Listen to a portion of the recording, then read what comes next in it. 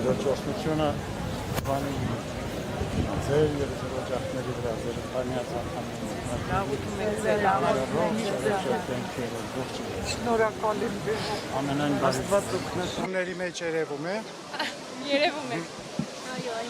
Սրբազան հայր, ինչպես եք գնահատում նախ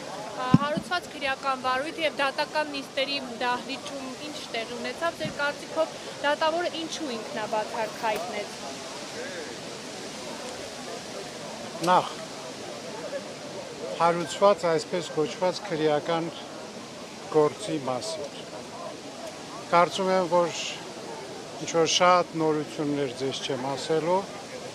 հստակ հայտնի է, որ սա արդեն բավական ժամանակ սկսված հայ առաքելական եկեղեցու դեմ արշավի մի օղակ է, որը որ հատկապես ճիշտ նոր տարուց հետո, Սուրբ Ծննդյան տոներից հետո, երբ որ հայտնի եղավ, որ եպիսկոպոսատ ժողովը տեղի է ունենալու Ավստրիայի Սենտ Փյոլտեն քաղաքում, բնականաբար ամեն միջոց ձեռնարկվեց այդ եպիսկոպոսատ ժողովը խափանել։ Եվ կարծես թե առիթ եղավ, որի համար Գերագույն հոգևոր խորհրդի 6 անդամ եպիսկոպոսների և քիչ ավելի ուշ վեհափառ հայրապետի ելքը երկրից արգելվեց։ Սակայն շատերին իցավ, եպիսկոպոսատ ժողովը որպես խավակ տեղի ունեցավ լիովին իր խոսքը ասելով, իր կամքը արտահայտելով և լավ հիշում ենք այդ եպիսկոպոսած Սենտ Փյոլտենի հավաքի մեր համորեն եպիսկոպոսների հայտարարությունը։ Սա մի էտապ էր, որը որ շատ արագ կարված մի գործի հիման վրա էր։ Եթե չեմ ուզում մանրամասնել հիմա ձեզ, բայց կարող եք մեր փաստաբաններից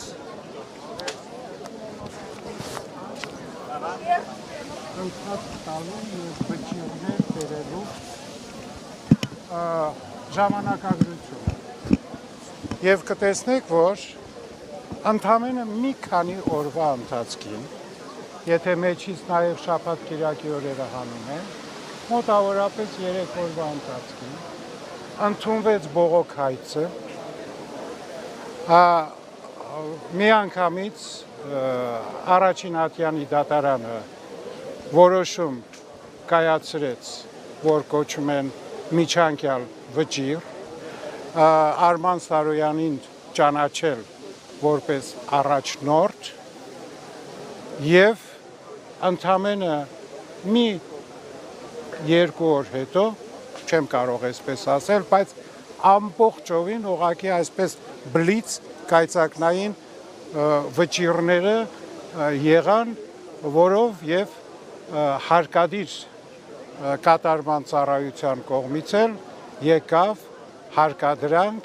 Մայրաթոր Սուրբ Էջմիածնին, որպեսզի չխոչընդոտեն Արման Սարոյանի առաջնորդական գործունեությունը և հատկապես պիտի նշեմ, որ մեկ վայրկյան մի խանգարեք, և Արման Սարոյանի պաշտոնին և նաև ամենակարևորը այդ վճռի մեջ չխոչընդոտել նրա մուտքը բանկային հաշիվները։ Սրանք թվում է, թե ինչ-որ մանր դետալներ են, մանրամասներ են, բայց մեր փաստաբաններից կարող եք լիովին վերցնել այդ ամբողջ ժամանակագրությունը եւ այդ դատական քայլերը։ Եվ բնականաբար հունվար 27-ին, երբ որ Արման Սարոյանը հռչակվեց կարգալույց եւ քանի որ եպիսկոպոսի կարգալույցությունը ոչ թե ինչ որ ձևով քննարկվում է եւ հետո առաջարկը կամ քննության եզրակացությունները ներկայացվում է վեհապար Բայրապետին,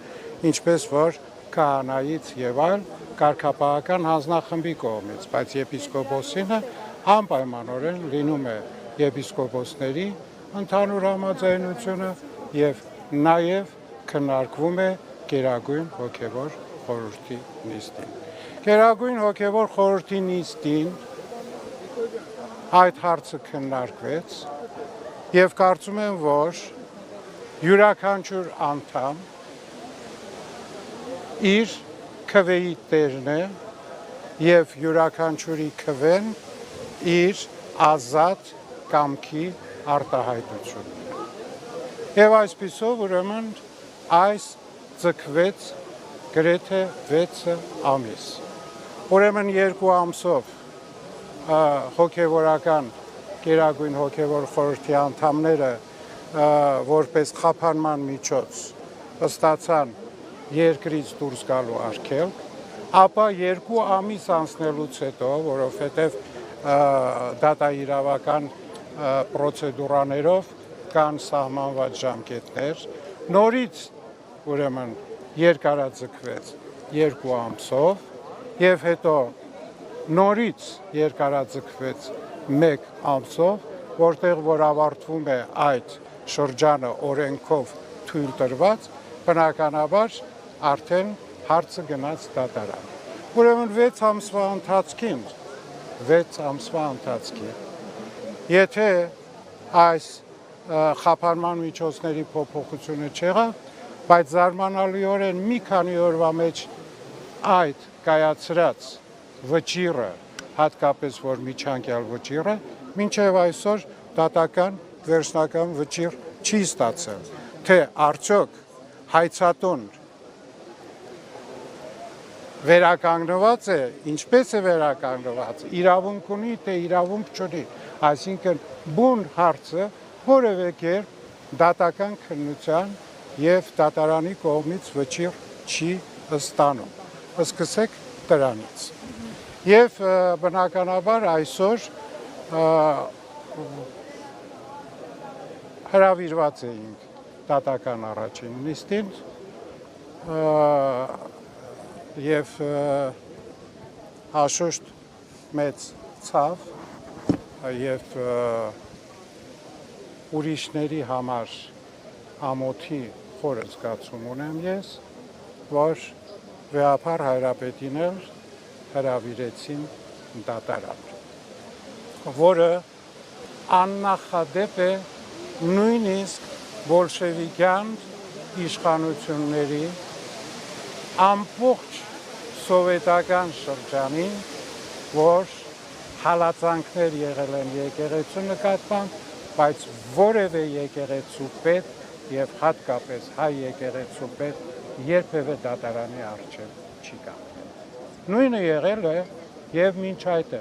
սկսած բյուզանդական, պարսկական, արաբական, սելջուկ, մամլուկ, ինչ ուզում եք ասել։ Մեծ ցավը այն է, որ այս իրողությունը այսօր կատարվում է մեր ազգային հայրենի ինքնիշխան անկախ պետության մեջ եւ կատարվում է մեր հայրենի իշխանությունների ձեռքով, որը որ արձագանքում է նաեւ շատ ուրիշ հայտարարությունների եւ պահանջների մեր հայրենիքից դուրս հնչած։ Հարց կարելի է Սրբազան հայրենիքից դուրս արձագանքների մասով Հայրենիքից դուրս արձագանքները մենք շատ լավ գիտենք, թե հայ առաքելական եկեղեցու դեմ ինչպիսի արտահայտություններ են եղել եւ եթե հիշում եք դեռևս 1 տարի առաջ մայիսի 26-ից առաջ մայիսի 26-ը եթե ուզում եք հիշեցնեմ դա այն օրն էր որտեղ որ Բեհապարը Շվեյցարիայում եկեղեցիների համաշխարհային խորհրդի եւ Բեհապար հայրապետի նախաձեռնությամբ մայիս 26-ը դա էր բայց դրանից հետո եւ դրանից առաջ հնչած դուք հիշում եք դրանից ամիսներ առաջ հենց նույն Միլիմեջլիսում իրենց պատգամավորներից Գանջալիևի հայտարարությունը, որ Հայաստանի իշխանությունները շատ շտապ պիտի ձերբազատվեն հայ առաքելական եկեղեցուց եւ Սփյուռքի ազդեցությունից։ Այո, հիշում եք Նաթան Սրբազան, այս ամեն ինչի մասին 1 տարուց ավելի է խոսվել է, ուրիշ հարց ունեմ, եթե կարելի է։ Չէ, ես ձեր հարցին եմ պատասխանում։ Բոլորովին դեռ հարց չեմ հասցրել։ Չէ, դե ասիկ որ Չէ, թողեք ասեմ ինչ եմ հարցնում։ 2 օր է Բեհապար աջակցության տարբեր խոսքեր ստանում դրսից եւ Անտիլիասից եւ Երուսաղեմից հնչել են տեքստեր դատապարտող, իսկ Պոլսից ոչ, ինչպես եք գնահատում Մաշալյան պատրիարքի լրությունը։ Հուսով եմ, որ դեռևս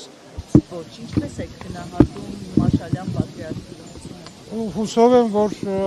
դեռևս նամակը տեղ չի հասել։ Ասում են նա է հավակնորդը կաթողիկոսի Սրբազան, նման տեղեկություններ լսել եք։ Ես չգիտեմ ինչի վրա են Այսինքն դուք տեղեկություն ունեք, որ նամակ է գրել, որը տեղ չի ասել։ Դե երևի փոստը լավ չի աշխատում։ Բայց նա նախկինում նաև սինոդ ստեղծելու նախաձեռնությամբ էր հանդես Եկեք կարճ հարցեր եւ հերթով որ ես հասցնեմ կարճ պատասխան տալ։ Տեսեք նորից հիմա։ Եկեղեցու նկատմամբ կատարվողի առնչությամբ գտնվեք որպես հոտի ներկայացուցիչ իմ ցավը եւ ամոթի